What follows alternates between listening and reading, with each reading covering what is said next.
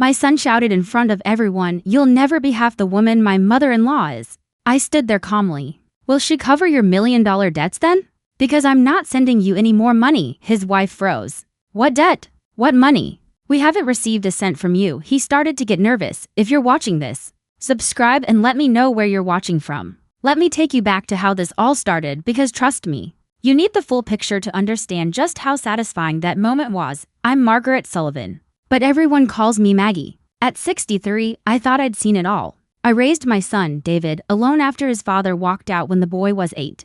I worked 3 jobs to keep us afloat and somehow managed to put him through college. I was proud of what we'd built together, even if it wasn't fancy, but apparently, David had different ideas about our story. It was a Tuesday evening in March when he first showed up at my small apartment in Queens, wearing a suit that cost more than my monthly rent.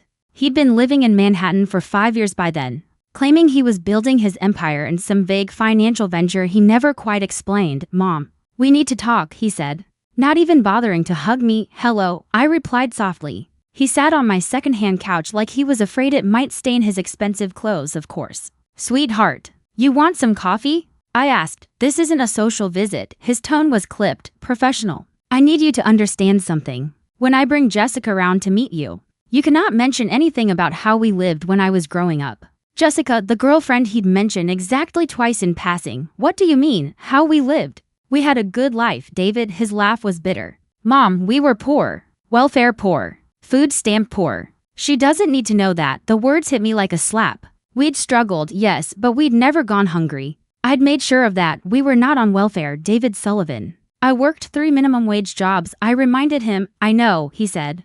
"But she's from money. Real money. Her family owns Thornton Industries. They're worth hundreds of millions." He leaned forward, eyes intense. "This is my chance, Mom, my one shot at the kind of life I deserve." I stared at my son, seeing a stranger. "The kind of life you deserve? You know what I mean."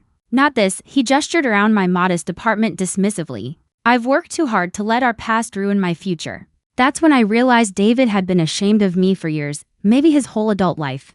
The phone calls that became less frequent. The holidays he suddenly had work obligations, the way he never invited me to visit his apartment. "When do I get to meet this Jessica?" I asked quietly. "Soon, and Mom, please, just try to blend in." After he left, I sat in my kitchen wondering when exactly I'd become something my own son needed to hide. The irony wasn't lost on me that David wanted to erase our past, especially considering how hard I'd fought to give him a decent childhood after his father decided we weren't worth sticking around for. Robert Sullivan was one of those charming men who promise you the world but can't even handle the responsibility of taking out the trash. We were 25 when David was born, living in a tiny apartment in Brooklyn.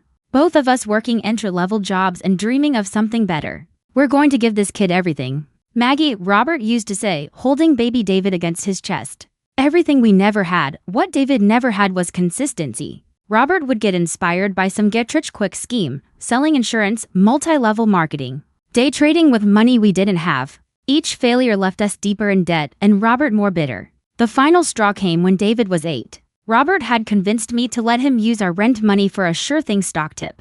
When that money evaporated overnight, leaving us facing eviction, he looked me straight in the eye and said, "I can't do this anymore, Maggie.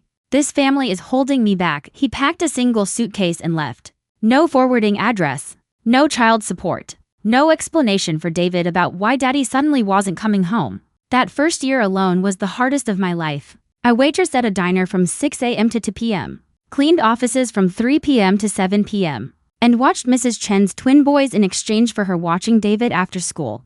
I slept maybe 4 hours a night and lived on coffee and determination, but we made it work. David never missed a meal, never showed up to school in dirty clothes. Never knew how many nights I lay awake, calculating whether we had enough money for his school supplies or if I needed to pick up extra shifts. I thought I was raising him to be grateful for what we had to understand the value of hard work. Instead, apparently, I was creating a man who'd spent his adult life trying to pretend none of it ever happened. The worst part? I'd been proud of him. When he graduated college, the first Sullivan to ever do so, I cried through the entire ceremony. When he got his first real job at a financial firm, I bragged to anyone who'd listen, "My son works on Wall Street." I'd tell the other waitresses at the diner where I was still working doubles to pay off the student loans I'd co-signed. I'd sacrificed everything so he could have opportunities I never had. Now, he was using those opportunities to climb so high he couldn't even see me anymore. 2 weeks after David's visit, he called to say Jessica wanted to meet me for lunch, somewhere casual but nice, he specified. Translation: nice enough to impress his girlfriend. Casual enough that my presence wouldn't seem too out of place, and Mom, maybe wear that blue dress, the one from Macy's. The one he'd bought me for his college graduation 6 years earlier. The only dress I owned that didn't come from a discount store. I agreed to lunch. But I was already wondering what other parts of myself I'd need to hide. The restaurant David chose was the kind of place where the waiters wear black ties and the salads cost more than I used to spend on groceries. For a week, I arrived 15 minutes early, wearing the blue dress and the anxiety that comes with knowing you're about to be judged. Jessica Thornton was everything I'd expected and nothing like I'd hoped. Blonde, polished, with the kind of effortless beauty that comes from good genetics and expensive maintenance. She was also, surprisingly, genuinely sweet. Mrs. Sullivan, I'm so excited to finally meet you. David talks about you all the time. I shot a glance at David, who was studying the menu like it contained state secrets. All good things, I hope. Oh yes, Jessica said brightly. He says you're incredibly strong and independent. He clearly gets his work ethic from you. Work ethic. That was David's sanitized version of my mother worked 3 jobs to keep us from being homeless. Lunch went better than I expected. Jessica asked about my work. I told her I was between positions, which was technically true. Since I'd just retired from the diner, she asked about David's childhood. I shared carefully edited stories about Little League games and school plays, leaving out the parts about hand-me-down uniforms and me falling asleep in the bleachers. After pulling double shifts, David relaxed as the meal went on, probably relieved that I wasn't regaling his girlfriend with tales of government cheese and utility shut-off notices. You raised an amazing man, Jessica said warmly as we waited for the check. I can't wait for you to meet my parents. They're going to love you. That's when David's shoulders tensed again. Meet the parents, the rich parents, the parents who owned companies instead of working for them. After Jessica excused herself to the restroom, David leaned across the table. You did great, Mom, really great. She likes you. She's a lovely girl, David. She seems to genuinely care about you. She does, he said quickly. And her family, they could really help with my career. Her father sits on the board of 3 major investment firms. There it was. The real reason David was so worried about making a good impression. Jessica wasn't just a girlfriend, she was a business opportunity.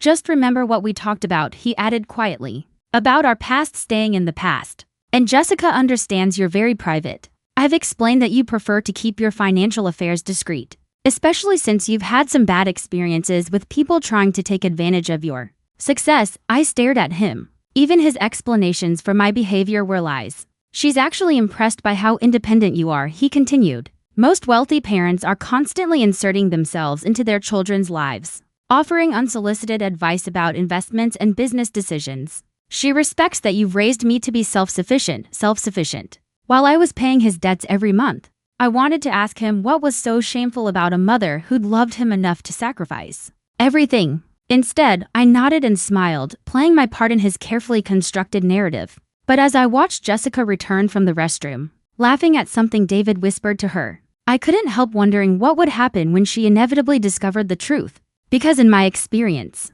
lies have a way of unraveling at the worst possible moment. And David had been spinning quite a web of them, some of which I was only beginning to understand. Over the next few months, their relationship moved quickly. David started bringing Jessica to family events, or rather, the sanitized version of family events he'd created.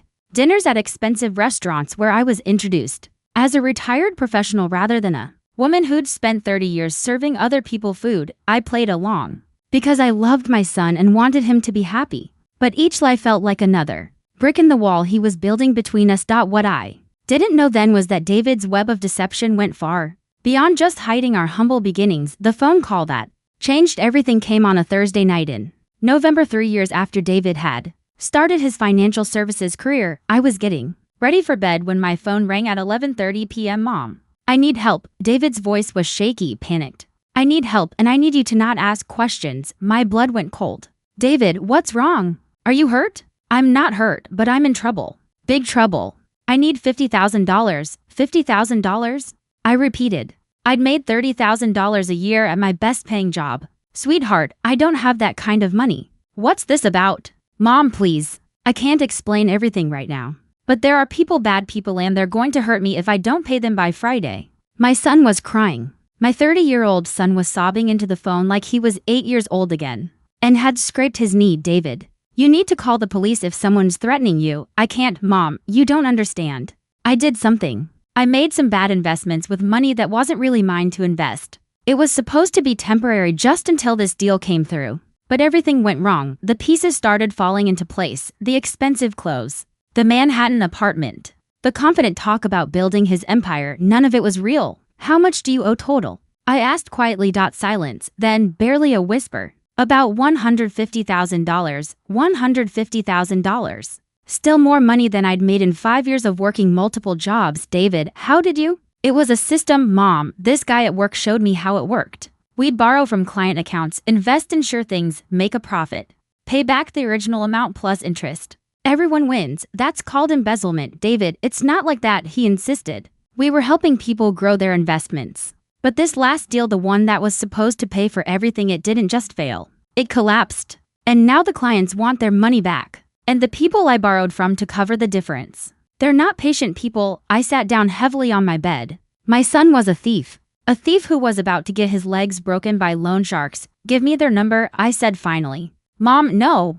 I can't ask you to. You're not asking. I cut him off. I'm telling. Give me their number and then you're going to tell me exactly how we fix this. The next morning, I was sitting in First National Bank, talking to a loan officer about leveraging my excellent credit history built over decades of never missing a payment on my small house for a home equity loan. By noon, I was at Atlantic Trust, discussing a personal loan secured by my retirement account and my 30-year employment history. With the same diner. By closing time, I was at Community Savings signing papers for a credit line that would help bridge the gap. It took me 3 banks, careful negotiation, and every penny of my savings. But I managed to scrape together enough money to save my son's life. The monthly payments would eat up 40% of my income. But David promised he'd help pay them back once he got his feet under him. You saved me, Mom, he said, hugging me tightly when I handed him the cashier's checks. I'm never going to forget this. I'm going to make this right. That was 3 years ago. In all that time,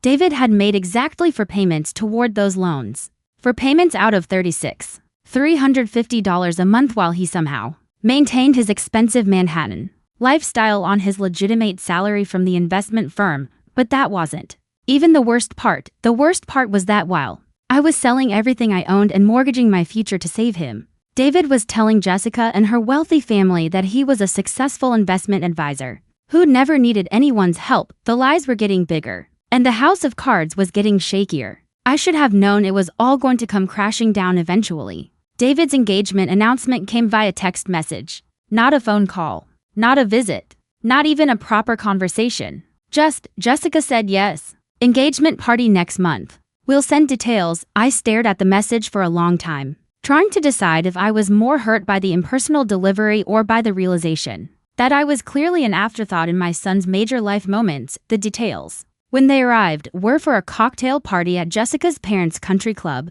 Cocktail attire suggested. The invitation read like it was written in another language. I'd been to exactly 0 cocktail parties in my 63 years. I called David to congratulate him properly and also to ask the question that had been nagging at me since I received the invitation. Sweetheart, I'm so happy for you both. Jessica is wonderful. Thanks, Mom, she really is. I'm lucky. I was wondering about the engagement party, I said. Will this be the first time you're introducing me to her parents and family? A pause, then, Mom, about that. I need to ask you something and I need you to hear me out before you say no. My stomach dropped. What is it, David? Jessica's family is. They're different from us. They move in circles where appearances matter a lot. Business is done based on relationships and impressions. David, I said quietly. Just say what you need to say. I need you to let them think we're more financially comfortable than we actually are. You want me to lie about our situation. I want you to be vague about your background. Don't volunteer information about the jobs you had or how we lived.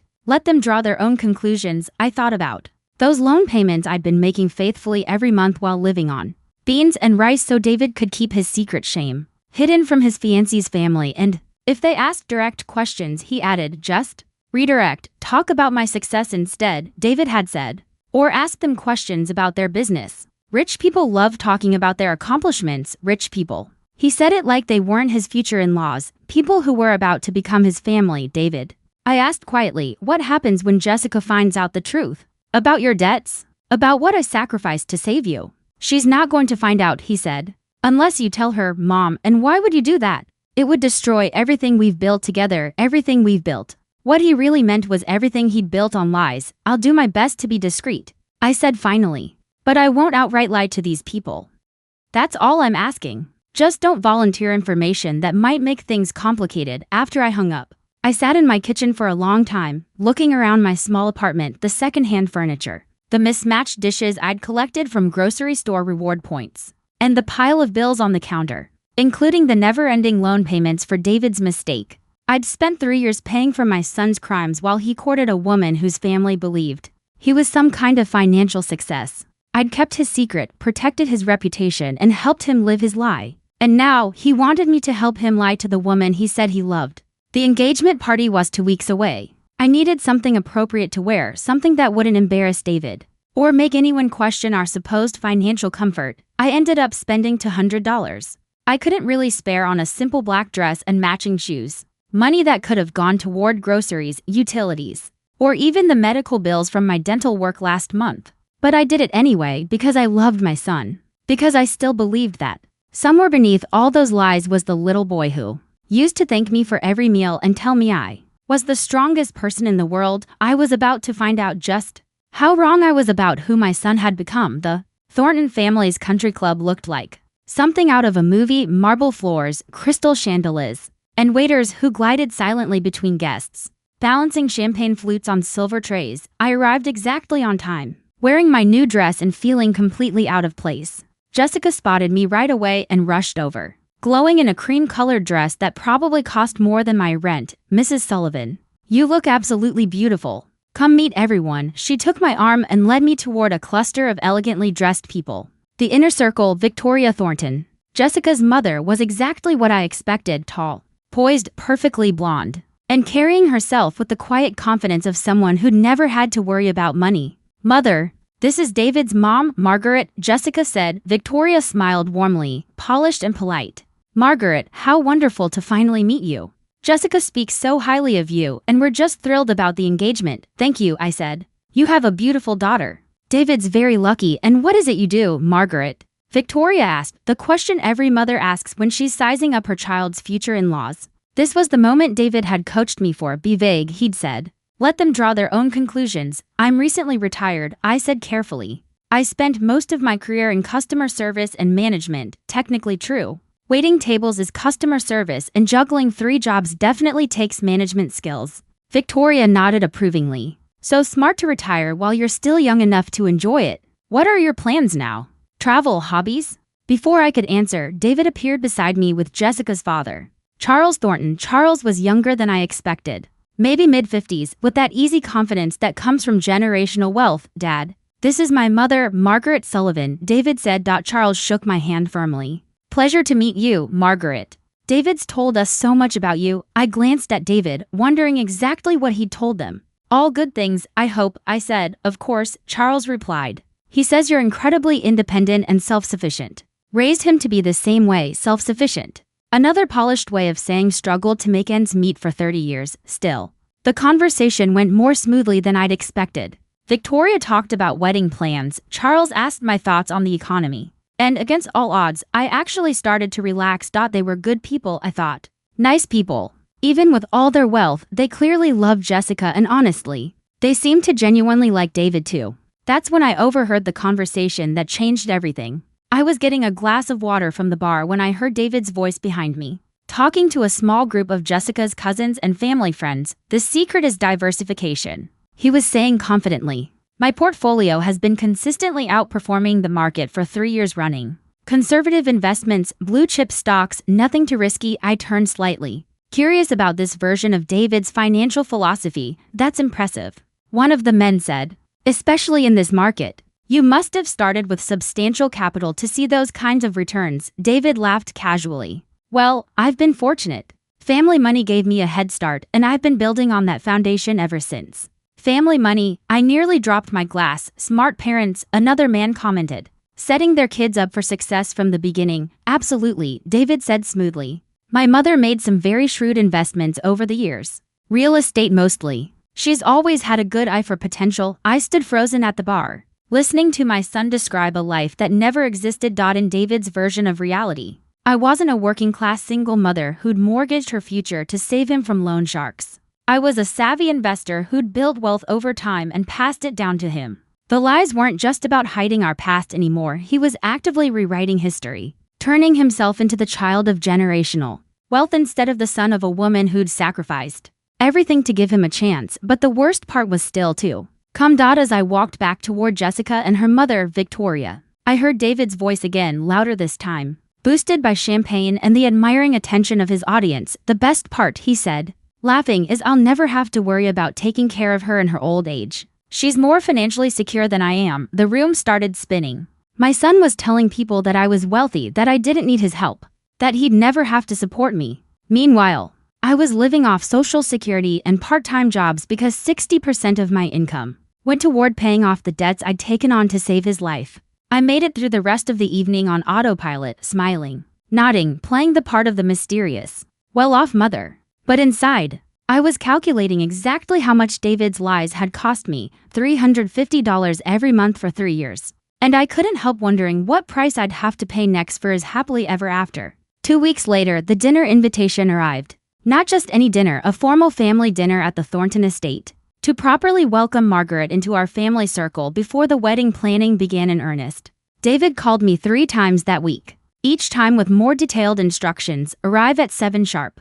Wear something elegant but understated. Don't mention any of the neighborhoods we used to live in.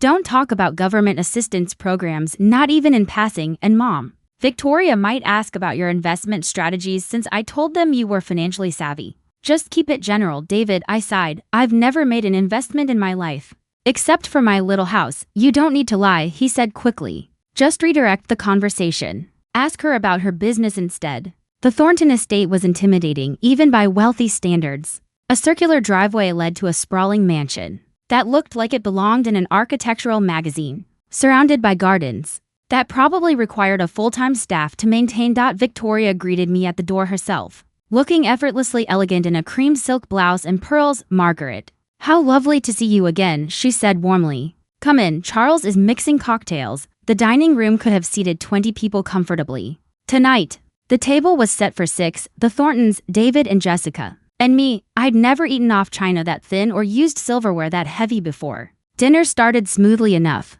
Charles talked about his latest business acquisition. Victoria shared updates about Jessica's sister who was studying abroad. David, of course, was the charming, successful son-in-law to be. Then Victoria turned to me with genuine interest. "Margaret, I have to ask," she said. "David mentioned you have quite the head for investments. I'm always looking for fresh perspectives. What's your philosophy on portfolio diversification?" I could feel David's eyes burning into me from across the table. This was exactly the scenario he'd been dreading. "Oh, I'm much more conservative than David makes me sound," I said carefully. "I believe in the basics. Pay your bills. Save what you can. Don't spend money you don't have." Victoria nodded approvingly. "Sound principles. And David says you've been quite successful with real estate." "Real estate? My one small house, the same one I'd nearly lost to pay off his debts. I've been fortunate," I said, which wasn't technically a lie. "Modest as always," David interjected with a nervous laugh. "Mom's portfolio has been outperforming mine for years, but she won't admit it." That's when Charles chimed in with the comment that started everything unraveling. "It's refreshing to meet parents who've built something substantial to pass down. So many young people today expect success without the foundation." "Actually," I said slowly, "I think young people today face challenges our generation couldn't imagine. David's success is entirely his own achievement." The room went silent. David's fork stopped halfway to his mouth. "Really?" Victoria asked, genuinely surprised. "The way David talks about growing up. I assumed he'd had advantages, private schools, family connections, and finance." I looked at my son, this stranger who'd rewritten our entire history to impress his in-laws. "David went to public school," I said quietly. "We didn't have money for private education, Mom." David's voice carried a warning. But something inside me shifted. Maybe it was the months of enabling his lies. Maybe it was the elegant dining room that reminded me just how different our worlds were. Or maybe it was 30 years of putting his needs before my own dignity. "We lived in a small apartment in Queens," I continued. "I worked 3 jobs to keep us afloat after his father left. David earned every scholarship, every opportunity, every success through his own hard work. Jessica was staring at David now, confusion written all over her face. Charles and Victoria exchanged a glance. That's even more impressive, Victoria said diplomatically. Self-made success is the most meaningful kind. David forced a tight smile. Mom likes to downplay how well we actually lived. She's always been modest about our family's resources. Modest? The word escaped before I could stop it. David, there's nothing modest about the truth. We were working class, you know that, Mom, please, but I was done with the lies. Done with protecting his carefully constructed image. Done pretending our struggle was something shameful. Your son is an incredible man, I said. Turning to Victoria and Charles. He graduated college on academic scholarships while working part-time jobs. He built his career from nothing with no family connections or inherited advantages. You should be proud to have him in your family. The silence stretched until Jessica finally spoke.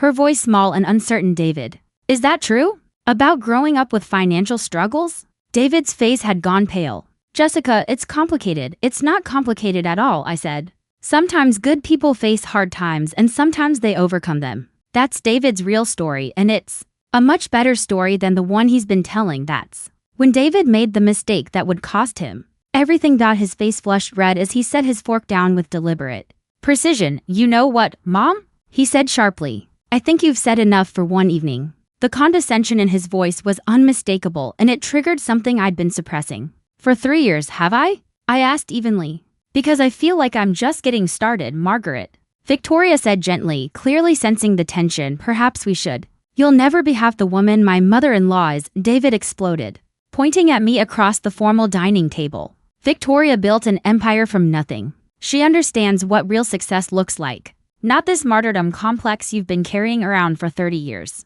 The words hit like a physical blow. But instead of breaking down, I felt something unexpected, clarity. This was who my son really was. Not the grateful child I'd raised. Not the successful businessman he pretended to be, but an entitled, bitter man who'd rather destroy his mother than face the truth about himself. I stood up calmly and set my napkin beside my plate. You're absolutely right, David. Victoria is an impressive woman. She builds something real with her own hands and intelligence. Then I turned to Victoria. Will she be covering your $150,000 debts then? Because I'm not sending you any more money. The room went silent. Jessica's face drained of color. What debt? She whispered. What money? We haven't received a cent from you. David began to sweat visibly. Mom, don't. 3 years ago, I continued. Your fiancé stole money from his client's investment accounts, $150,000. When the loan sharks came calling, threatening to break his legs, I mortgaged my house and emptied my retirement account to save him. Jessica turned to stare at David, who was now gripping the edge of the table. I've been making payments on those loans ever since, I said. $350 every month for 36 months. I have the bank statements if anyone's curious. Charles cleared his throat. Margaret, surely you don't mean— I mean exactly what I said, I cut in. David embezzled money. I bailed him out. And I've been paying for his crimes ever since, while he's been playing the role of a successful investment advisor on his legitimate salary. David, Jessica's voice trembled. Is this true? David's mouth opened and closed like a fish gasping for air. It's not. It wasn't like that. It was a temporary cash flow issue.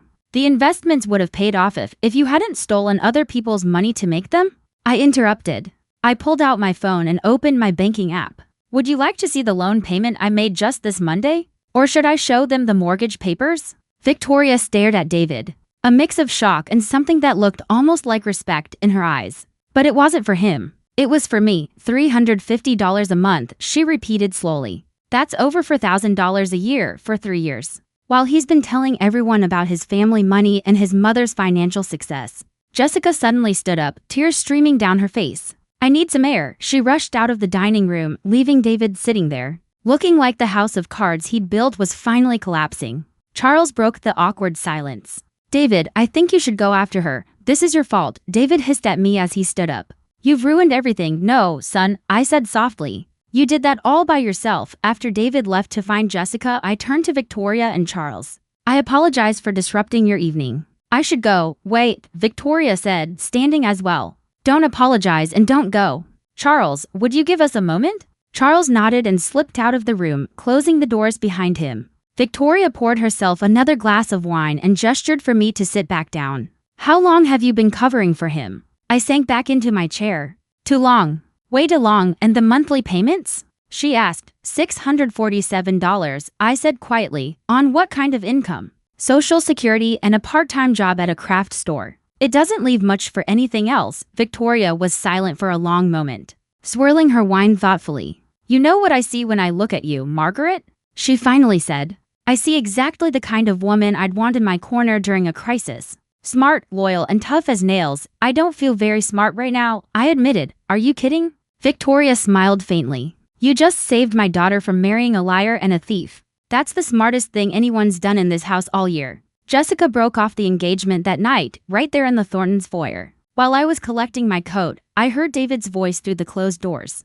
switching between pleading and anger. But Jessica's response was clear, steady, and final. I can't marry someone I don't really know.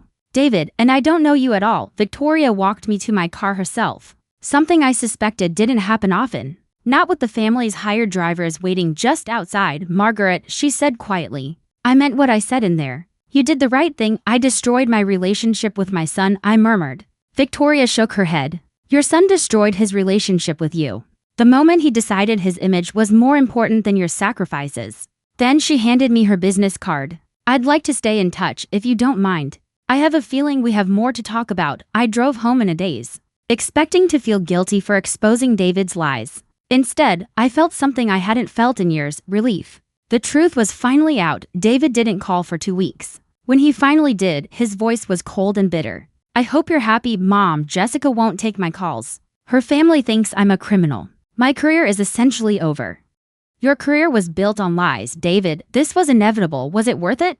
He shot back. Was destroying my life worth proving your point? The question hung between us for a long, heavy moment. I didn't destroy your life, son, I said quietly. I just stopped enabling you to destroy mine. He hung up without another word. A few days later, Victoria called, not texted, not emailed, but called personally. Margaret, I've been thinking about our conversation, she said. Do you have time for coffee this week? We met at a small cafe in Manhattan, a world away from the formal elegance of the Thornton estate. Victoria looked different in casual clothes, more approachable, less intimidating. How are you holding up? She asked after we ordered. Honestly, better than I expected. It's been hard with David, but also liberating, I guess. I hadn't realized how exhausting it was to keep track of all his lies. Victoria nodded slowly. I've been thinking about what you said about your financial situation. Those monthly payments, they must be challenging on a fixed income I manage, I said.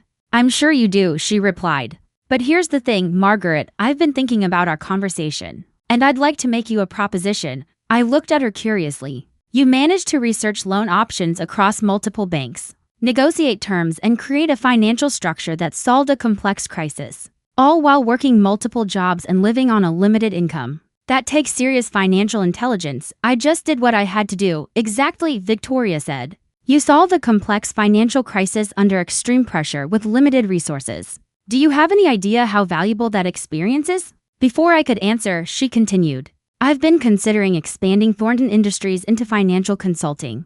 For middle-income families, people who need real advice, not theoretical strategies from advisors who've never struggled to make a budget work. I stared at her. What are you suggesting? I'm suggesting we explore working together. Maybe start with a consulting arrangement and see how it develops. I need someone who understands what financial security really means to ordinary people, someone who's lived paycheck to paycheck and still found ways to make impossible budgets work. The suggestion was unexpected but not overwhelming. Think about it, Victoria said. But Margaret, you've spent years putting your financial skills to work saving other people. Maybe it's time to put them to work building something for yourself. I spent the next 2 weeks researching Thornton Industries before calling Victoria back. What I found both impressed and surprised me. The company was profitable, ethical, and run with the kind of long-term thinking most businesses abandon in pursuit of quarterly gains. I'm interested in exploring this further, I told Victoria when I finally called her back. But I want to understand exactly what you're proposing. Lunch tomorrow? She suggested. I'll show you some preliminary ideas I've been developing. The meeting was in Victoria's downtown office, a corner suite with sweeping views of the harbor. But Victoria wasn't interested in impressing me with the view. Here's what I've been researching, she said, spreading market analysis reports across the conference table. There's a huge underserved market segment, middle-class families, small business owners, people who need financial planning but can't afford the big investment firms. I studied the reports. The market research was solid, showing clear demand. You want to create a financial consulting service for regular people. I want to explore creating a service that actually helps real people, she said. Your experience managing complex financial challenges on a limited income is exactly the kind of practical expertise this market needs. We spent 2 hours going over market analysis and discussing potential approaches. Victoria had clearly been thinking about this for a while. What would you envision my role being? Initially, I asked. Consultant and advisor, she replied. Help me understand the market, develop our approach, maybe run some pilot programs. If it works out. She paused. Well, we could discuss a more formal partnership down the line. The gradual approach made sense. A trial period would benefit both of us. Double quotes Victoria. I appreciate your confidence, I said. Hesitating, but I'm 63 with a high school education. Are you sure about this? Margaret, she said firmly. You just described exactly the background I need, someone who understands regular people's financial challenges because you've lived them. I was about to accept when my phone rang. David's name appeared on the screen. I should take this, I said apologetically, Mom. David's voice sounded strange, panicked. I need to ask you something and I need you to answer honestly. Have you talked to anyone from the SEC lately? My blood went cold. The Securities and Exchange Commission, David, why would they want to talk to me? Because they're investigating my trading activities, he said. They want to know about any family members who might have provided financial backing. For my investments, David, you told me you'd cleaned up your act after I bailed you out. I did. This is about something different. Look, if they call you, you need to tell them you never gave me money for investments. The loans you took out, those were personal loans, not investment capital. David, what did you do?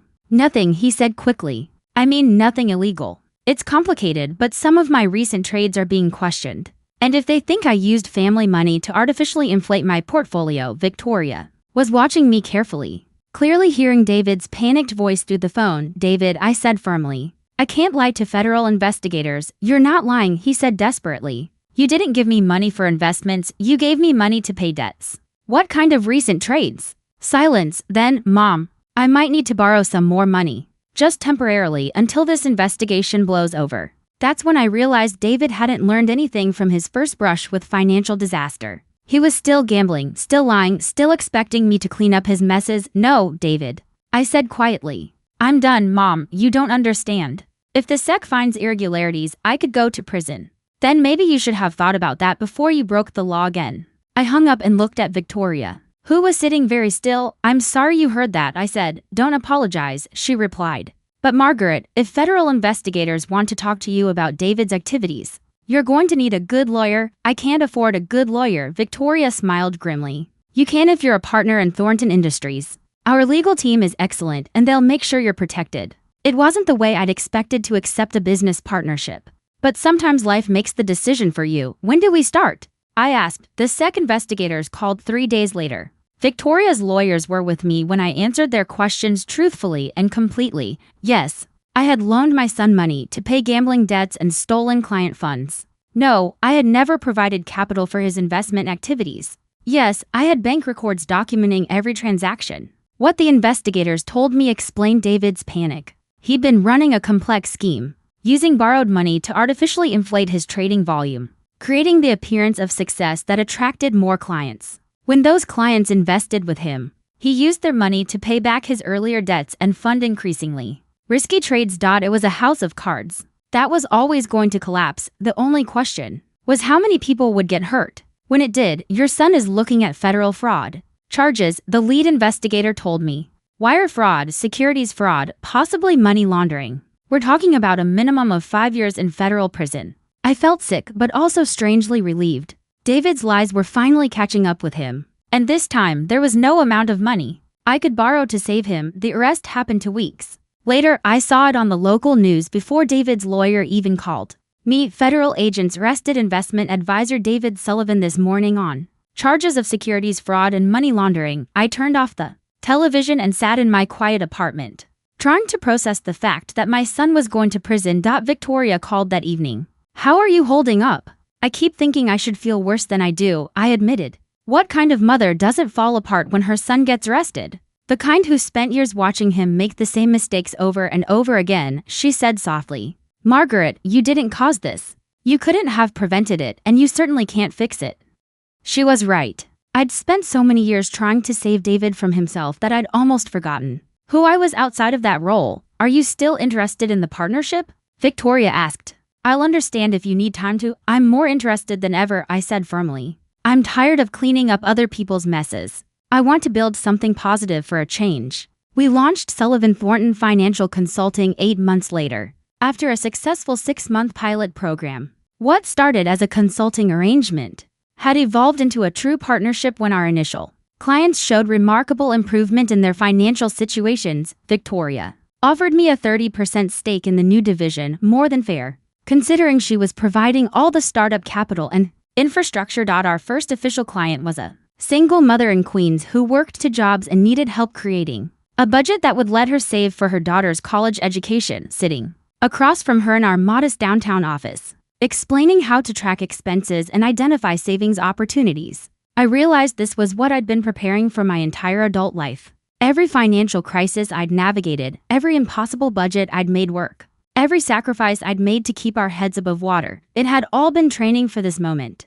David was sentenced to 7 years in federal prison. I wrote him one letter after the sentencing, telling him I loved him but couldn't continue to enable his destructive choices. I wished him well and told him I hoped he'd use his time in prison to figure out who he wanted to be. When he got out, he never wrote back. 2 years later, Sullivan Thornton Financial Consulting has helped over 300 families improve their financial situations. We specialize in what Victoria calls real-world money management, teaching people how to make their dollars stretch, how to plan for emergencies, and how to build security on limited incomes. Victoria and I make an unlikely team. She brings business experience and financial backing. I bring 3 decades of experience making impossible budgets work. Together, we've created something neither of us could have built alone. The best part? Every month, when those loan payments automatically deduct from my checking account, $350 that once felt like a crushing burden, I don't feel the old resentment anymore. Those payments represent the price I paid to learn who my son really was, and who I could become when I stopped enabling him. Sometimes the most expensive lessons are the most valuable ones, and sometimes the best thing you can do for someone you love is to stop saving them from the consequences of their own choices. I'm Margaret Sullivan, and I'm finally living my own life instead of paying for someone else's mistakes. Thanks for listening. Don't forget to subscribe and feel free to share your story in the comments. Your voice matters.